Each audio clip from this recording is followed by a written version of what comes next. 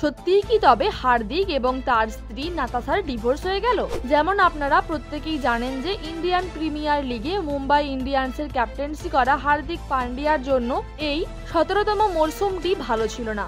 মুম্বাই দল যারা অনেকবার ফাইনালে উঠেছে এবং প্রায় 5 বার ফাইনাল জয়লাভ করেছে এবং IPL 2024-এর আগেও হার্দিক পান্ডিয়া গুজরাট দলের ক্যাপ্টেন্সি করেছেন, যেখানে তিনি দুবারই নিজের দলকে ফাইনালে নিয়ে গিয়েছিলেন এবং প্রথমবার তিনি ফাইনাল জয়লাভও করেছিলেন। ঠিক সেখানেই তার নেতৃত্বে এইবার প্রথম রাউন্ড থেকেই বাদ পড়েছে মুম্বাই দলটি। এই হারের পর এখন তাকে নিয়ে এমন একটা নিউজ সামনে আসছে যা ভক্তদের অবাক করেছে। আসলে গত বেশ কয়েকদিন ধরে ভারতীয় ক্রিকেট দলের অলরাউন্ডার হার্দিক পান্ডিয়া এবং তার স্ত্রী নাতাশা স্টেনকোভিচকে নিয়ে অনেক গুঞ্জন চলছে। সংবাদ মাধ্যম থেকে জানা যায় যে তাদের বিবাহ বিচ্ছেদের পরিস্থিতিও তৈরি হয়েছে, আর যার ফলে হার্দিক পান্ডিয়াকে তার সম্পত্তির প্রায় 70% হারাতে হবে। হার্দিকের ক্যাপ্টেন্সিতে মুম্বাইয়ের পারফরম্যান্স ছিল খুবই খারাপ, আর মুম্বাই দলের এই খারাপ পারফরম্যান্সের কারণে প্রচুর পরিমাণে ট্রোলের শিকার হতে হয়েছে হার্দিককে।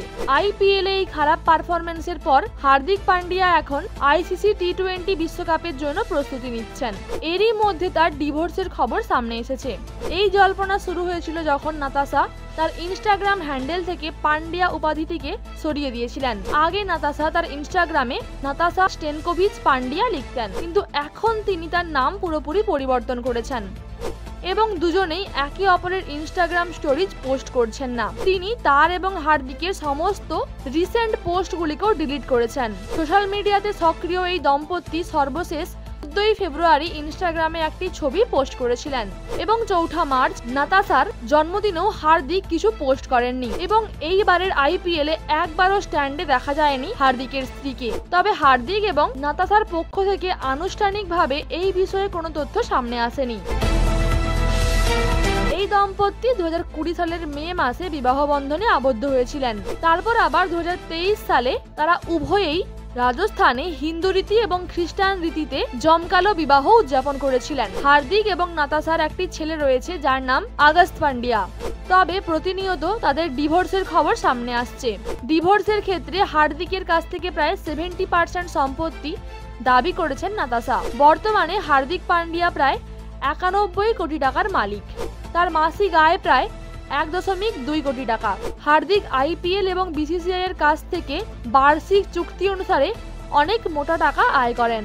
BCCI থেকে তিনি বছরে 5 কোটি টাকা পান। 2022 সালে গুজরাট টাইটান্স থেকে 15 কোটি টাকা দিয়ে চুক্তি করেছিলেন তিনি এবং 2024 সালে মুম্বাই ইন্ডিয়ান্স তাকে সেই পরিমাণ অর্থ প্রদান করে নিজের দলে অন্তর্ভুক্ত করেছে।